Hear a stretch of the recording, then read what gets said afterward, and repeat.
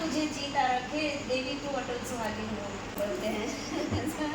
तो मैं ऐसा माँ भगवती की कृपा से या सटीक मार्गदर्शन कर पाती हूँ, बस माँ भगवती ही बैठ के होती हैं।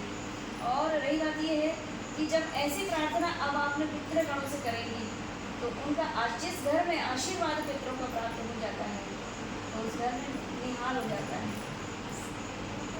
तो ये कार्य आपको करना है, तो वे आपके गर्भ की भी रक्षा करेंगे। काल सर्प दोष क्यों बनता है? राहु नाम के राक्षस, केतु नाम के राक्षस से काल सर्प दोष बनता है।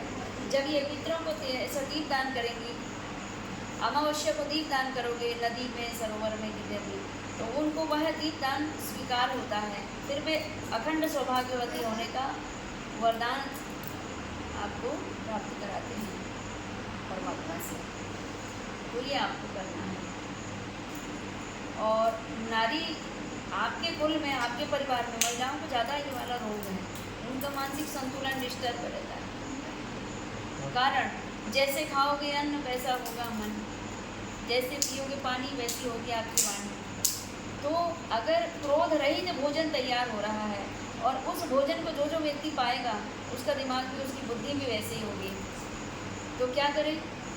अब उनको तो पता ही नहीं होता ना कि हमारा मन कैसा है, किस अवस्था में हम भोजन पका रहे हैं। तो ये पितृगण, ये प्रेत लोग ही इनके विचार दिमाग को कुंठित कर देते हैं। तो इनका दिमाग कुंठित कैसे होगा? इनके घर के जो पुरुष वर्ग हैं उनके विचार में भिन्नता होगी, फिर वो वार्तालाप महिलाओं तक जाएगी, फिर महिलाओं का दिमाग खराब होगा और उसी दिमाग खराब में भोजन बनाएगी और फिर जो जो खाएगा तुम्हें न बोए थे और तुम्हें न काटो फिर, ऐसा होता। थोड़ा कड़वा लगेगा। हाँ, समझ गया।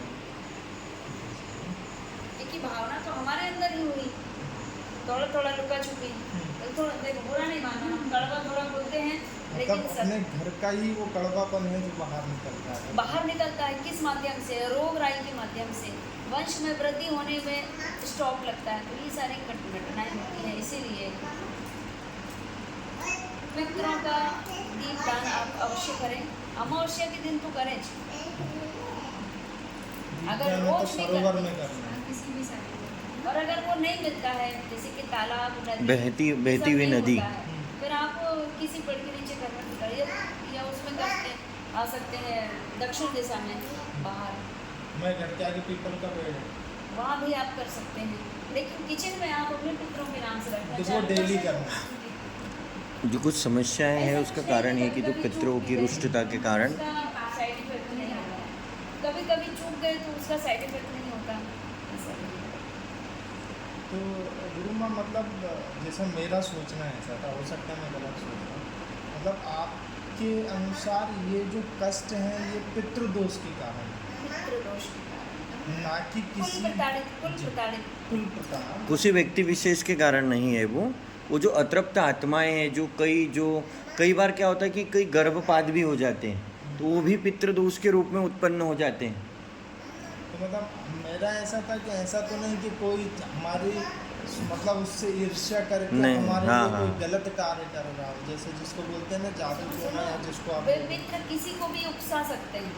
उकसाना समझते हैं? हाँ, मेन जड़ उसकी वही है। वो किसी को मैंने भी इनको hurt ट्रिगर नहीं कर दिया, अब ये मुझे नुकसान पहुंचाने लगे। तो वो किसी को भी उकसा देंगे तुम्हारे प्रति और तुम्हारा बुरा करवा देंगे और तुम्हारा दिमाग जाएगा तो ही नहीं करा होगा। ठीक है, मतलब जैसे हमारे घर के आसपास ये सब चीज़ें बहुत मिलती हैं, कटा हुआ नींबू मिल गया, नहीं, पर उससे उतनी बड़ी चीज़ें नहीं होती, प्राण वायु नहीं, थे। मतलब हाँ। देखो आप हमसे, हम आपके ज्ञान के जरा से कण के बराबर भी नहीं हैं, तो थोड़ा सा हमारी कपूर, बुद्धि में और आपकी बुद्धि में बहुत थोड़ा सा कपूर पूजन करते हैं, उसके बाद पूरे घर में दिखा दिया करो। हाँ, वो तो कपूर करते लगे तो वो भीमसेनी कपूर, भीमसेनी ही कपूर होना। हाँ, वो जो शुद्ध नेचुरल प्राकृतिक कपूर है। और अगर किसी को नज़र भी लग गई ना, इसके सामने ऐसा रख दो तो कोई नज़र तत्काल 5 सेकंड में नज़र उतर जाएंगी। वो तो कपूर, भीमसेनी हाँ, भीमसेनी कपूर लाते तो हैं, बट वो कुछ स्पेशल ओकेजन पे ही लाते जिस हैं। कपूर ने भगवान की नजर उतार दी तो हमारे नहीं उतार। अपन भगवान से कपूर की नज़र इसलिए उतारते हैं कि अपने देव स्थान को कोई देख के चला जाए तो भी नज़र लग जाती। तो मतलब हम कपूर से आरती नहीं करते, कपूर से नजर उतार। हाँ, वो उसको नज़र ही तो बोलते हैं। ओम कर्पूर गौरम करुणावतारम संसार सारम। ओरिजिनल आरती कर्पूर से ही होती है। ओरिजिनल आरती है ना वो।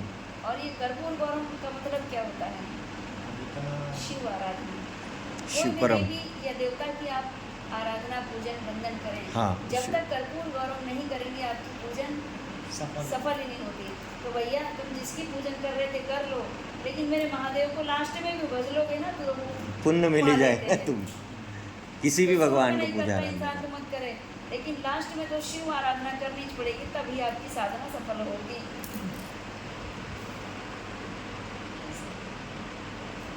ठीक अब है। हम घर पे रहते तो कितना ज्ञान मिस हो जाता है। नहीं, इसीलिए तो प्रारब्ध। तो 12 बजने वाले